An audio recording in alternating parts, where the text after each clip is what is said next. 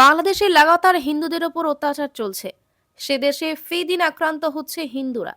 বেছে বেছে হিন্দুদের বাড়িঘর দোকানে ভাঙচুর চালাচ্ছে মৌলবাদীরা। ভেঙে তছনছ করা হচ্ছে একের পর এক মন্দির। বাংলাদেশে হিন্দুদের উপর অকথ্য অত্যাচারের প্রতিবাদে এর আগে উত্তর চব্বিশ পরগনার পেট্রোপোল সীমান্তে প্রতিবাদ সভা করেছিলেন শুভেন্দু অধিকারী।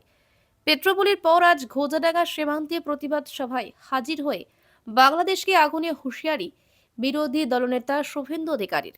বাংলাদেশের চূড়ান্ত নৈরাজ্যকর পরিস্থিতি চলছে।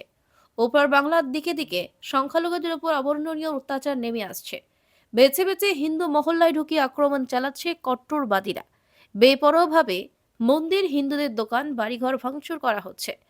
মুখে সংখ্যালঘুদের স্বার্থ সুরক্ষিত করার কথা বললেও উল্টে কট্টরবাদীদেরই মদত যোগাচ্ছে মোহাম্মদ ইউনূসের নেতৃত্বাধীন বাংলাদেশের অন্তর্বর্তীকালীন সরকার। বাংলাদেশের ঘটনার প্রতিবাদে আজ বসিরহাটের ঘোজাডাঙ্গায় প্রতিবাদ সভা হয়।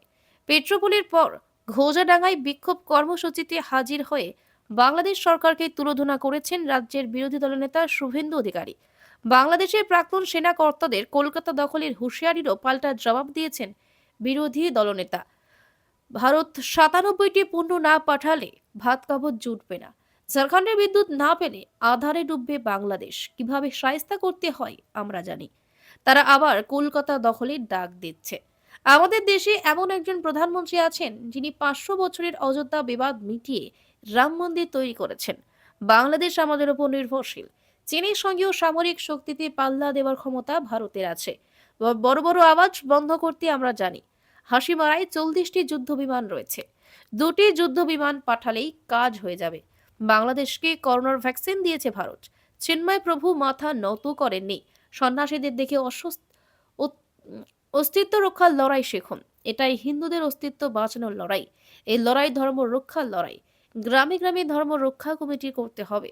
ভারতকে বাংলাদেশের হুমকি হাস্যকর।